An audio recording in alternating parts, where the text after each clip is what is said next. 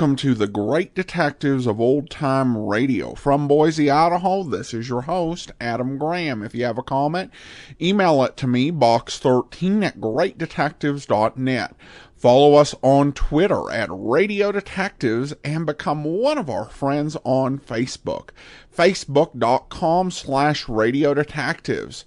Today, I'll be doing my third half marathon in a 5-week period to raise funds for HIV/AIDS orphans in India, and specifically to help with the construction of a new girls' orphanage. If you'd like to sponsor me and support this effort, go to 524.greatdetectives.net. That's 524.greatdetectives.net. Today we're going to bring you an episode of The Crime Club. The Crime Club was an anthology series based in New York, and each episode was an adaptation of a Crime Club mystery novel. The original air date on today's episode was January the 23rd, 1947, and this one is Mr. Smith's Hat.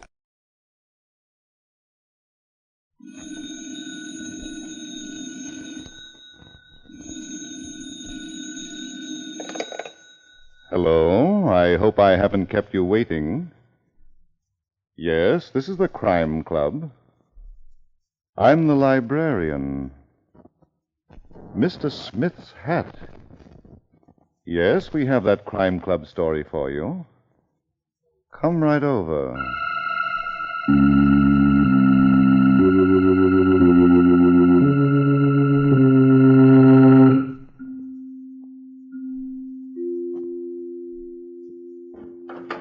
Ah, you're here.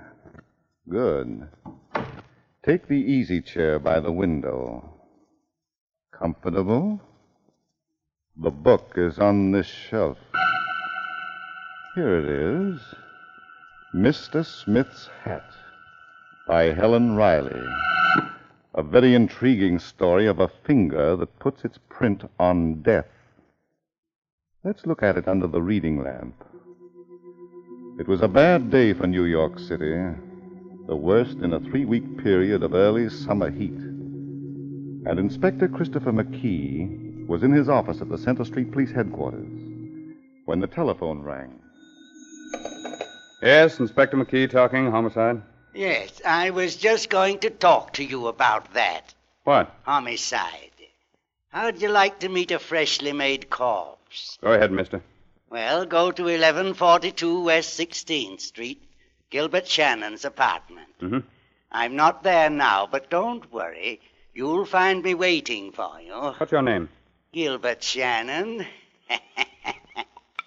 Well, I'll be of all the days to be hung up by a lunatic. Yes, Inspector McKee. Cassidy, get the local precinct for West 16th Street. I want them to check on a nut. Yes, sir. Hold a minute. Inspector McKee, homicide. Inspector, my father's been killed. Murdered. Mm-hmm. All right, lady, give me the facts. Name, please. Gilbert Shannon, 1142 West 16th What? Street. What's that? 1142 West 16th Street. I just found him lying on the floor in a pool of blood. Your name, please. Julie, will you please send someone over here right away? Please. Please. Yes. Cassidy. Yes, Inspector. Never mind calling the local precinct. Get the medical examiner and order my car. I'm going up to that place myself.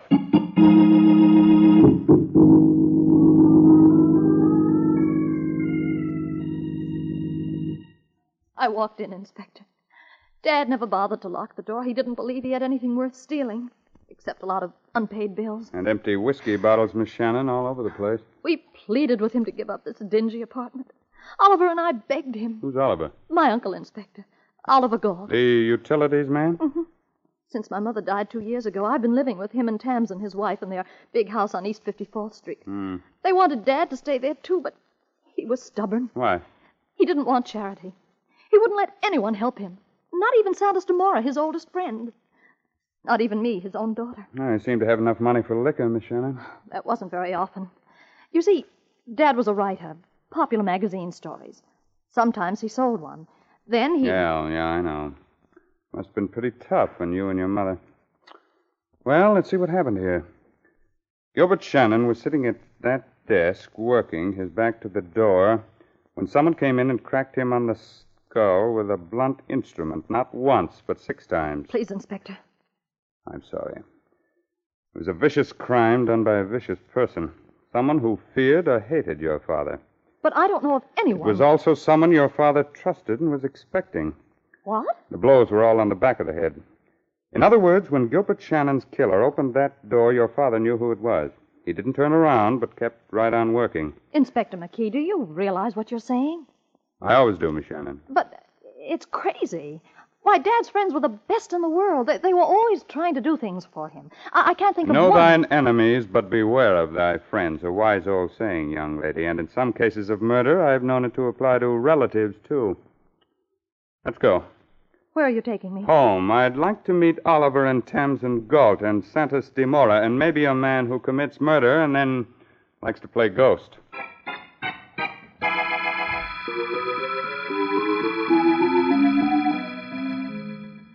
Julie, I think you ought to go upstairs and lie down. I don't feel like it, Tamsin. She is so right, Julie, my dear. It is no good for you to hear all this talk about murder. Please, Santos. Like Gilbert, she is so obstinate. Inspector McKee, you haven't answered my question. Your question, Mr. Galt? About the newspapers. I'm sorry, I wasn't listening. What do you want me to do? Keep this matter private. Why? My position, of course. I'm vice president of Eastern Utilities. I don't want a scandal. Oh, what are you afraid of? Gilbert Shannon was my brother-in-law. He was married to my sister. You haven't answered my question, Mr. Galt. I don't want his private life made public. It wasn't clean. Oliver. Well, Julie, let's face it. We've been ashamed of him for a long time, long before your mother died. Now, why should I be punished for his mistakes? He never did anything to hurt you. He wouldn't even take your pity. Now, there, Julie. Oliver didn't mean what he said. Well, Inspector? I make no promises. As an old-time citizen, I think it's bad business to interfere with the press. But my reputation... We'll worry about that later. Where were you this afternoon? At my office. Every minute? Until 12:15. Then I had lunch, and after that... Now, look here, Inspector. After lunch, Mr. Galt? I went for a walk. A long walk? I was back at my office at 2:15. Mm-hmm. Shannon was killed between 12:30 and 2. Inspector McKee, if you're intimating that How about you, Mrs. Galt? Where were you? On Fifth Avenue, shopping. Buy anything? No. Meet anyone? No. Inspector, I thought you said the murderer was a man. Oh, did I? Never take a policeman literally, Miss Shannon, until he waves a pair of handcuffs. Now, Mr. de Mora. I was in Central Park all afternoon. For work, it was too hot, the weather. You meet anyone? Only the pigeons and the squirrels, Inspector. Yes, and they can't talk. Senor, it is quite useless to make up a case about us. Not one person in this room had a reason or a wish to dispose of Gilbert. You will prove nothing to the contrary. Huh, nice going. Certainly stick together. I hope you don't have to hang together.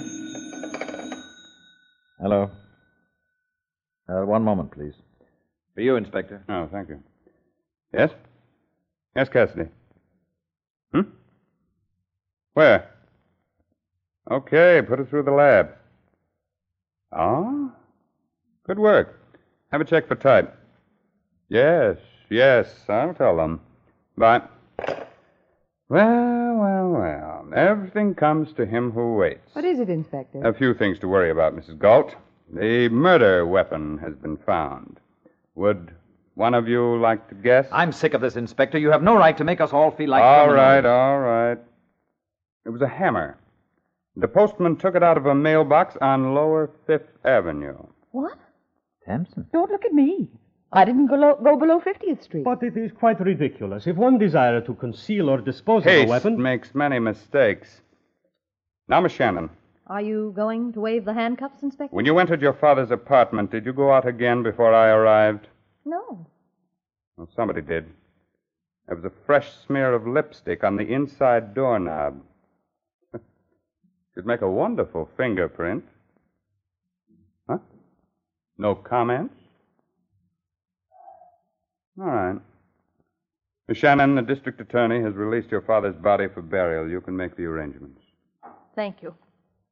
It's so awfully kind of you. I'll be in touch with all of you. And don't try to leave town unless you're so hot you'd like to spend some time in the cooler.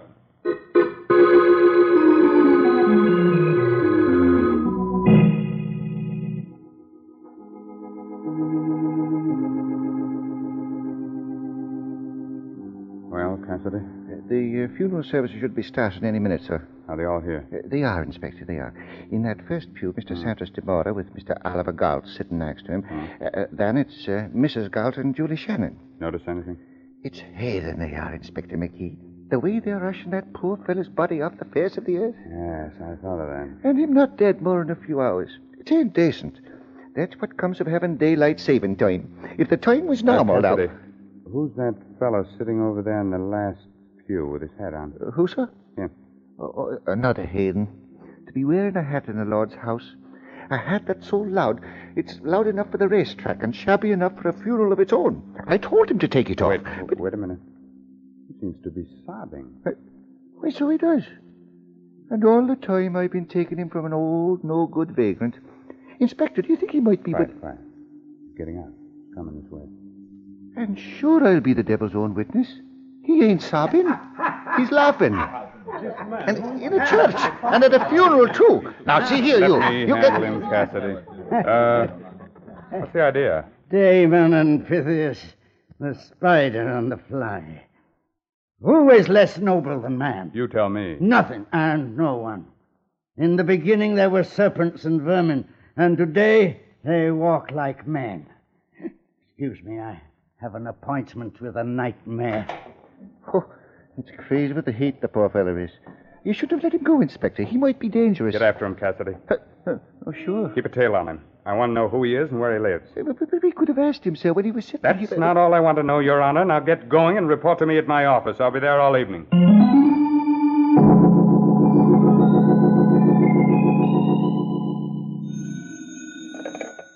Inspector McKee talking homicide.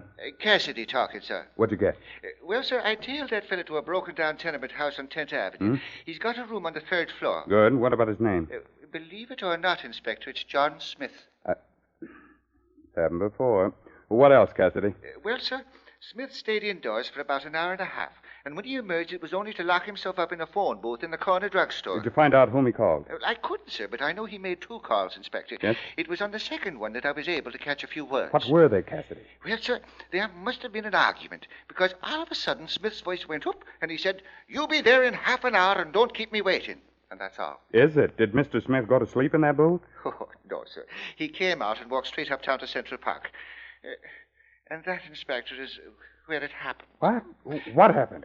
Well, sir, he was walking along a path near the 59th Street Lake with me about 50 feet behind him. Yes. Something was wrong with the park lights, because a whole row of them was out. And then... Hmm? No, go on, Cassidy. Well, sir, it was pretty dark, but I could see that hat. It shone like a beacon light on a dark and empty ocean. Never mind the poetry. Give me the facts to the point. Yes, sir. Well, just before he turned off the path onto another one, he took off his hat.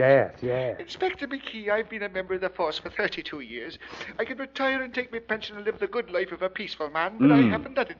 Instead, I have chosen to stay in the service of the department and devote myself entirely to Oh, no, you lost him. I couldn't help it, sir. He took off his hat. But if the park department had fixed those lights at the proper time... he was going to meet somebody and you lost him.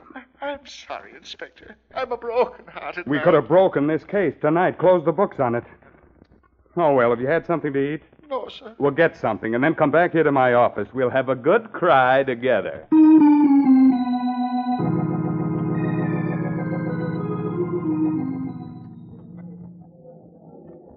Hello, Thompson. Oh, Santos, what are you doing here? I came in for a lonely drink. I saw you sitting at this table. I am delighted. Oliver took Julie and me home after the funeral, and then he went off to keep an appointment. Julie went to bed. I am glad they deserted you, Thompson, darling. It gives me an opportunity. Santos, please. But I am only holding your hand. Is it forbidden? Yes.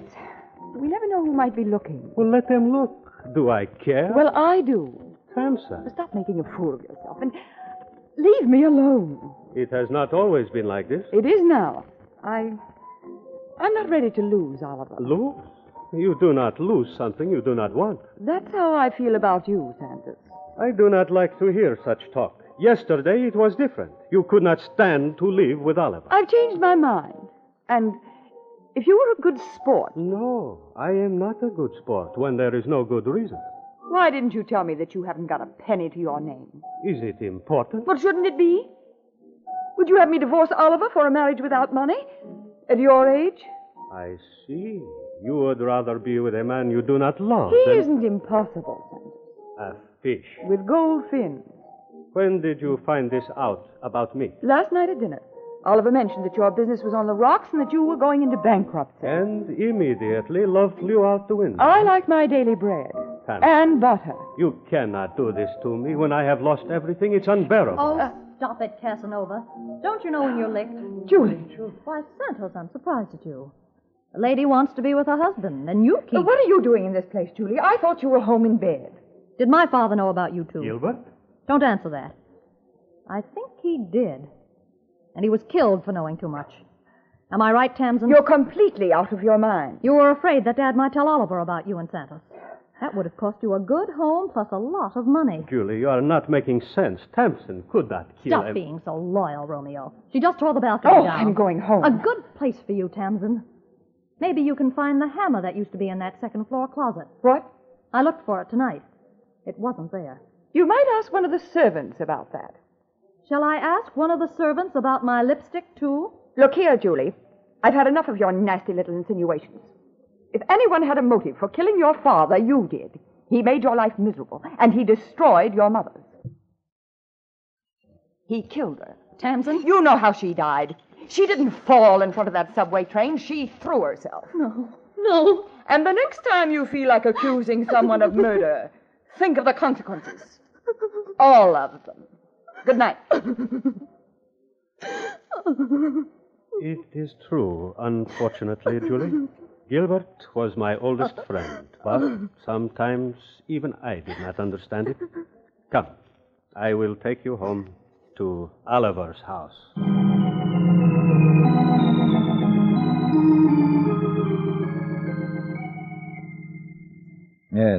Yes, 2 reservations on the midnight plane. Splendid. Mrs. Galton, I'll pick them up at 11:45. Thank you. Really? Tamsin, I didn't hear you come in. Where are we going on such short notice? Mexico. Why? The newspapers have got hold of Gilbert's case. By tomorrow morning, all the filth in that man's life will become public gossip, and I don't want to face it. Of course. But why must we go tonight? Because I decided. Now let's pack. We've very little time. I can't go, Oliver. What? Now look here, Now, Tamsin. please listen to me. I can't leave Julie. She needs me. Oh, she'll get along. You don't know how she carried on tonight after you went out. It wouldn't be fair to desert her at a time like this. But I... Oh, well, all right. I'll phone the airport for another reservation. No, Oliver. Julie needs time to organize herself. She's had a terrible shock. Why don't you go alone? And we'll join you in a few days. Well... You won't have to face the publicity, and I'll have a chance to help Julie. Yes, very well. I can wait for you at the Continental Hotel in Mexico City, and from there we can go on to... That's a good idea, Tamsin. Will you phone the airport and cancel your reservation while I go upstairs and pack? Of course, darling.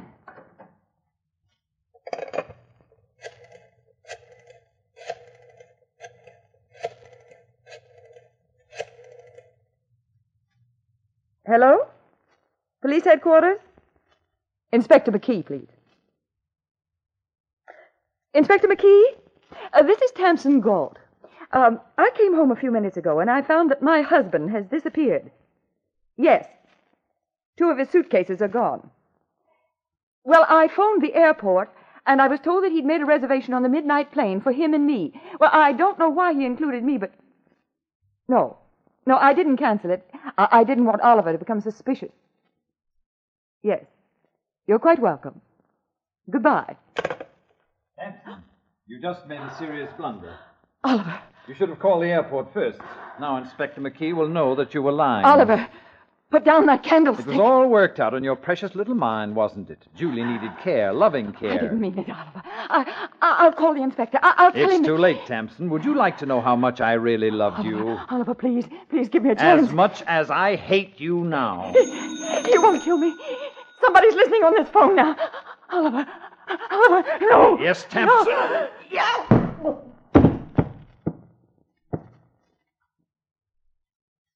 Hello? Hello?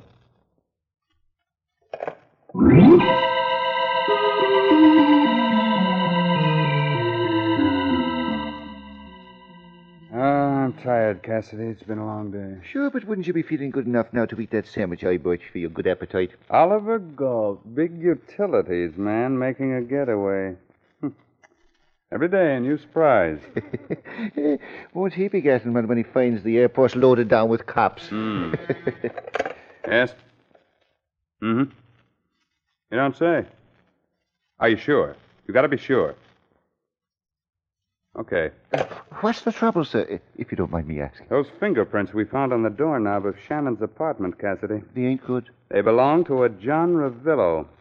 I don't recall no such name, sir. The San Diego confidence man, arrested 21 years ago, broke jail 6 months later, was never found. Well, that sort of changes the picture, don't it? Ravillo. Could that be a Spanish name? I don't know. On the other hand, it's possible that a fellow who calls himself John Smith and laughs at the church funeral might... Yeah. Anything's possible now. Inspector McKee, homicide. Cassidy. Trace. Yes, sir. What's the joke, mister? We meet again, Inspector, and again it's bad news. Tell me about it. You know who this is? A ghost of Gilbert Shannon. A toast to the wise. Death begets death. And when it's murder, there can be no end except in death. What's that? It's happened again. But now it's a beautiful lady. Young, charming. Who was it? Tamsin Galt. What? A horror of horrors to be snuffed out in the prime of life. Now, listen, you, if this is a gag, I want to... Goodbye, Inspector. I assume your next stop will be the Galt Mansion on East 54th Street, which is now a tomb. Cassidy. I was on my way, Inspector. That car was made from a booth near the guardhouse. Never mind that. Pick up Smith and hold him here until I get back, if I ever do.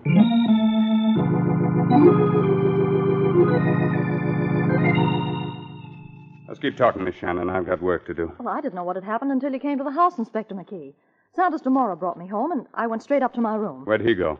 He left me at the front door, Inspector. Well, all right. I'm satisfied. I think we'll wrap up this candle holder now. The fingerprints on it should tell us who struck the first blow. The first? Yes. Tamsin Galt was not killed by a blow on the head. She was smothered to death. Good heavens. By someone who held her nose and mouth while she was unconscious. But how can you tell? Those swollen veins in her neck and the color of her face. How dreadful. But who? Anybody. It didn't require courage or strength. I see. What about Oliver? Huh? Why do you mention him? He might have found out that Santos and Tamsin were... Well... Oh, one of those things, huh? Did your father know about them, too? He must have. The hammer he was killed with was taken out of this house. Oh, thank you. Why didn't you talk about it sooner? I didn't know until a few minutes ago. Mm-hmm. I went to the second-floor closet to look for something, and I found that... Shh. We're having company. Captain. That's Oliver. Perfect. Meet him in the hall, and don't tell him what happened. Don't? Go ahead and do as I say. All right, Inspector. And leave that door open. I want to hear everything. Oliver? Julie, I'm just going upstairs. Where's Tamsin? Oh, she's indisposed. Indisposed? I just don't understand that woman. An hour ago, she wanted to fly to Mexico tonight. Mexico? What are you talking about? I rushed down to my office to get these papers. I thought I'd combine pleasure with business, and now... is she upstairs? No, Mr. Galt. What? She's waiting for you in the living room. Inspector McKee. Would you like to see her? Of course you would. Now, come on. After you've had a good look, we'll take a trip downtown to police headquarters, and you too, Miss Shannon. If you like. I like. And while we're driving, we'll pick up Mr. Demora and give him a lift, too. Santos? But why? Your alibi, Miss Shannon. And to you, Mr. Galt, a mathematical problem. The outside angle of a triangle.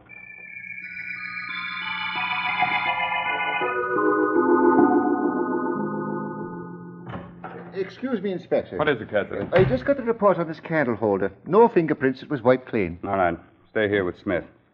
I'm going into the next room to pin down a murderer. Inspector, I'd appreciate a drink if you have one. Great. Give him one, Cassidy, from that water cooler. No, not that. I need something. Well, Inspector McKee, are you ready for us? For one of you, Miss Shannon, an escaped convict by the name of John Ravillo. What's the matter? You struck dumb? What about it, Mr. Demora? Would you like to enlighten me? I have never heard of the gentleman. How about you, Mr. Galt? I don't know him. I don't recall ever having met him. Well, then, suppose I give you people an assist. Here's an ink pad. We'll take some fingerprints. Who'll be the first volunteer? You, Mr. Galt? Well? All right. I'm John Ravillo. Oliver. But I didn't commit murder. You yourself told me that Tamsin was smothered. But you made it possible by cracking a skull. I had no choice. We quarreled. She flew into a temper and picked up a knife. You can do better than that. But first, what about Gilbert Shannon? I thought he was blackmailing me. He was the only one who knew my real identity. I went to his apartment this afternoon for a showdown. Mm-hmm. I couldn't tell you that because Gilbert was already dead when I found him. I was afraid. My criminal record, you know. I know. But I also know that Shannon was not blackmailing you. What? Just a minute. Smith, come in here. When the law beckons. And put your hat on. Spoken like an old friend. That's the man. I paid him the money. Paid? You paid me? It's all right, Smith. You can relax. But I told you, Inspector, I was the bait the spider used to lure the fly. And when I saw them today in church, sitting side by side like Damon and Phineas, Inspector McKee. Huh? What is it, Mr. DeMora? Could I have a glass of water, please? Sure. But first, give me what you have in your hand. You have no right to... We'll talk about that some other time. Pills, huh? Poison. Sit down, Mr. DeMora. It's your turn to talk now about a double murder, and no double talk, if you know what I mean.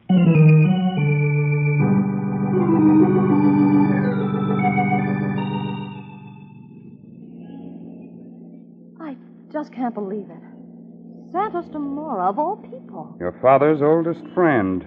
Know thine enemies, but beware of thy friends. And Oliver, an escaped convict. Well, I knew that Dad had met Oliver in San Diego. He didn't meet him, Miss Shannon. He helped put him in jail. Your father was one of those energetic newspaper reporters who liked to play detective, too. But Dad married Oliver's sister. Yeah, it's one of those things you never understand. Got the whole story from Smith. He was Gilbert Shannon's editor. Then he knew. Yes, but liquor and hard luck put a cloud on his mind. So when he met Oliver Galt after 20 years, he didn't recognize him as John Ravillo. And he collected the blackmail money and turned it over to Santos Dumora. For a whiskey pittance. Smith had to have whiskey. Inspector, how did Santos find out about Oliver? DeMora told me he got it from your father during a moment of whiskey weakness. But why did he kill him? For protection. Your father was the only one who knew Oliver's past, but DeMora was blackmailing him. But why did he kill Tamsin? Oh, to frame you, my dear, for both murders. What? You quarreled with Tamsin in a restaurant. DeMora was present. He told you about that, too? Mm-hmm. Well, he's very clever, I must say. Mm. How did he get into the house? I left him at the front door. He unlatched it while you were saying good night. Oh. Well, that explains everything. Just about. Calling Inspector McKee. Calling Inspector McKee. Oh, what now? Another murder? What is it? Excuse me, sir. This is Cassidy. There's a question that's playing on my mind, and if you'd be good enough to answer it... Sure. Anything to go home and go to bed. Well, sir, it's about them telephone calls that Smith made to your office about them murders. Why did he do it? An old newspaper man and a lunatic. He couldn't resist a scoop. But how could he know about them, Inspector? Very simple, Cassidy. He was in the right place at the wrong time. Yes, but I... Good night, Cassidy. Stop worrying about trifles. The case is closed.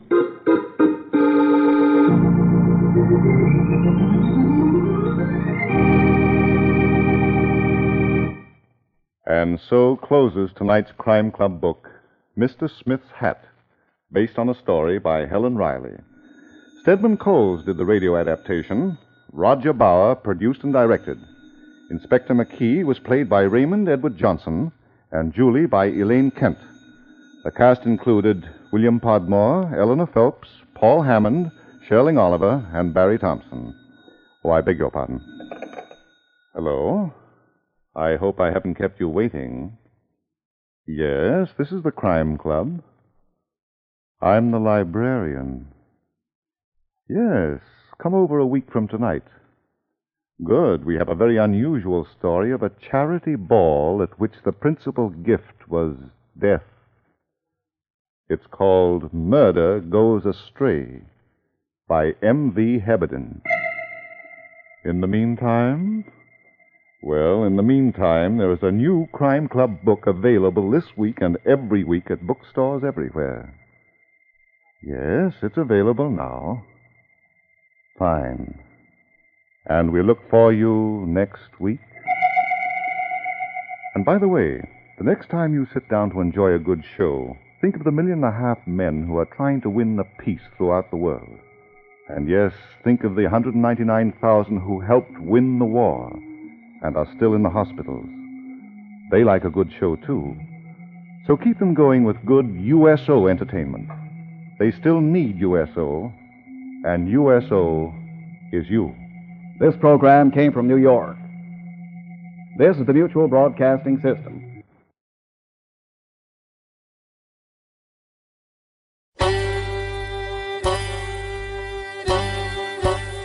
Hi, this is Andrew from OTRWesterns.com. I wanted to invite you to come take a look at our site where we put out podcasts of old-time radio westerns. Check us out at OTRWesterns.com. You're listening to The Great Detectives of Old-Time Radio with Adam Graham. Now let's get back into the show.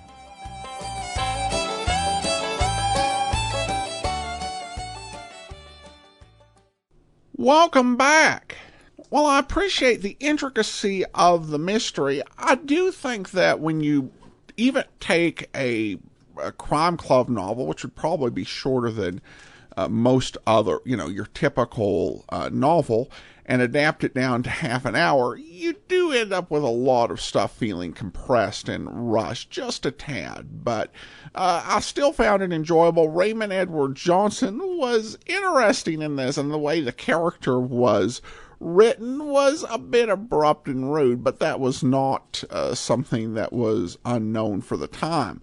Raymond Edward Johnson, of course, is most famous for doing his voice of Raymond for Inner Sanctum mysteries. Just a very famous voice in radio, and someone who his bread and butter was radio for so many years out of New York and Chicago. So he's very much a top-flight radio talent, and that's kind of emblematic of the type of people who got asked to appear in these Crime Club plays. There were some others that you don't have any idea who these people are. But Crime Club stories generally were casted from the top tier of New York radio talent. All right, well, that's actually all for today. Join us back here tomorrow for Mr. Keen, Tracer of Lost Persons. In the meantime, send your comments to box13 at greatdetectives.net. Follow us on Twitter at Radio Detectives, and become one of our friends on Facebook. Facebook.com/Radio Detectives. From Boise, Idaho, this is your host, Adam Graham, signing off.